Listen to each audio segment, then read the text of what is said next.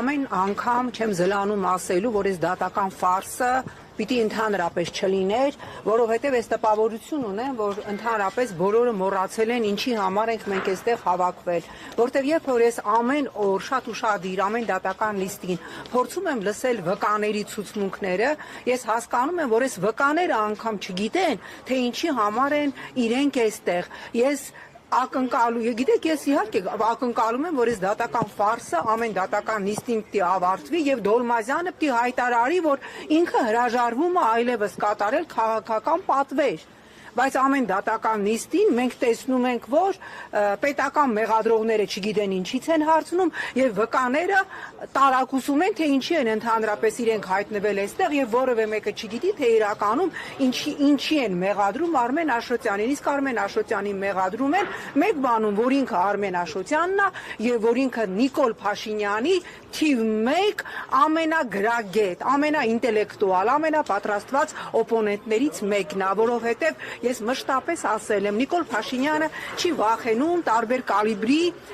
ճղճղան ընդդիմադիրներից։ Նիկոլ Փաշինյանը վախենում է, Նիկոլ Փաշինյանը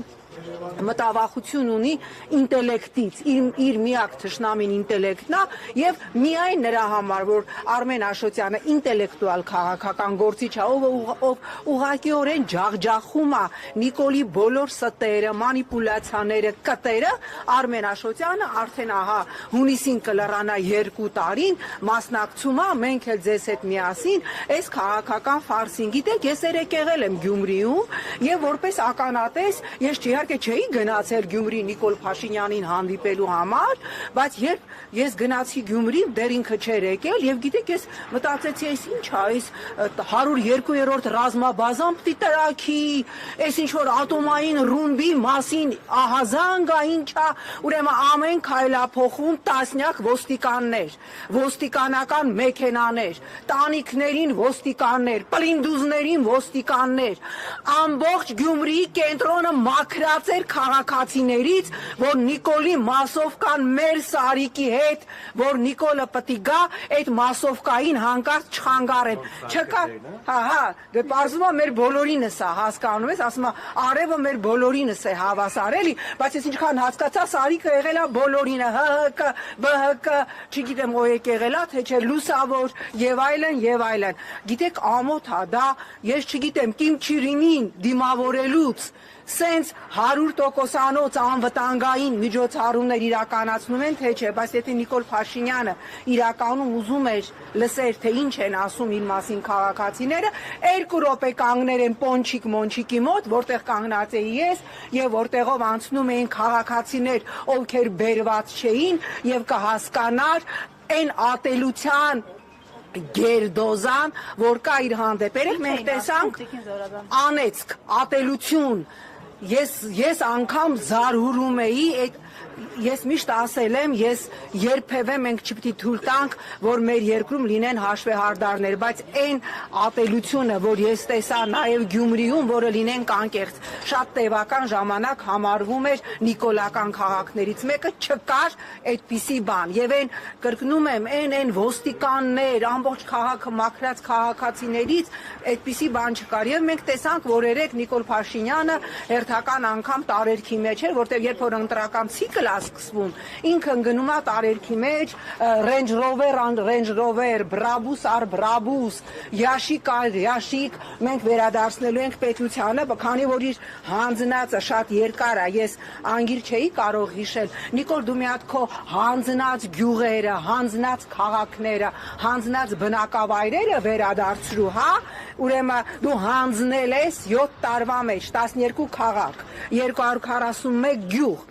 60 ֆաբրիկա, 15 ձեռնարկություն, դու հանձնել ես Թուրքին 385 եկեղեցի, 400 միջնադարյան գերեզմանատուն, 25 թանգարան, Թուրքին ես հանձնել 37 հեկ, 48 հանք, 4 ջրամբար, 5000 մշակութային հուշարձան, 232 դպրոց, 4 համալսարան, 7 քոլեջ, 5 մարզադաշտ, 11 մարզադպրոց, նույնքան էլ հիվանդանոցներ, հարցներ, դու հանձնել ես Թուրքին, այլ հասել ենք այնտեղ, որ Միլի Մեջլիսի մարդու իրավունքների հանձնաժողովի նախագահը հայտարարում է, որ մենք Շուշին գրավեցինք պատերազմով, Երևանը կվերցնենք խաղաղությամբ, իսկ Ալիևի օգնական Հիկմետ Հաջիևը գրառում է անում եւս մեկ պարտավորություն դնելով այսպես կոչված fake խաղաղության պայմանագիրը ստորագրելու համար Հայաստանի վզին, ասելով, որ եթե Հայաստանը ուզում է իրապես խաղաղություն, նա կարող է իր մտադրությունը հաստատել Ադրբեջանին հանձնելով ռազմական հանցագործներին, նկատի ունի երևի Արցախյան առաջի, երկրորդ պատերազմի բոլոր մասնակիցներին, նախկին նախագահներին, պաշտպանության նախագահներին, հանձնելով նրանց, հանձնելով բոլորին եւ այդ դեպքում հնարավոր կլինի խոսել խաղաղության պայմանագրի մասին, գիտեք, ուրեմն երեք Գյումրիում հոխորտացող Նիկոլը, որ կրկին վիրավորում էր իր քաղաքական օպոնենտներին, ասենք մյուս թեկնածուներին, ինչ որ նապաստակ ինչ էր ասում, նապաստակ էր ասում չէ, արնետ կներեք, արնետներին պիտի ուղարկենք իրենց բունը եւ այլն, հասկանում եք, այս մարդը 7 տարի է ատելության լեքսիկոնը բերել է մեր քաղաքական օրակարգ, մեր հանրային օրակարգ եւ իր դուխը հերիքում է միայն իր ընդդիմախոսների հետ խոսել այս ձևով, դե պատասխանի Հիկմետ Հաջիևին, որ քեզանից պահանջում է Ադրբեջանին հանձնել Հայաստանի Հանրապետության քաղաքացիներին, դե պատասխանի Միլի Մեջլիսի մարդու իրավունքների հանձնաժողովի նախագահին, ով ասում է Երևանը մենք վերցնելու ենք քայլելով եւ խաղաղությամբ։ Նիկոլ Փաշինյանը այսօր միացավ արդեն հերակաբանավեճին երկու նախին նախագահների թիմակիցների թեով է իրեն բերել իշխանության 4 գրառում է արել այդ թեմայով, ծանոթ եք այդ գրառումներին։ Իհարկե ծանոթ եմ, ընդհանրապես ես կարծում եմ, ես իր հոգեվիճակը լավ եմ հասկանում եւ ես հասկանում եմ, թե ինչի է ինքը այսօր ստրեսի մեջ, որտեղ ինքը իրականում գիտի, որ Գյումրիում եք, որ վարկյանը մեկ ինչ որ ռիլեր են դնում իր թիմակիցները, այդ ամբողջը սարքած շոու է եւ ինքը իրականում գիտի, դեպ Գյումրիի մասով ինձ երեք ահազանգեցին, որ այսպես կոչված Սովրանոյի Արմանը, ով էշ ես փալան սկզբունքով բոլոր նախկին իշխանություններին ծառայել է,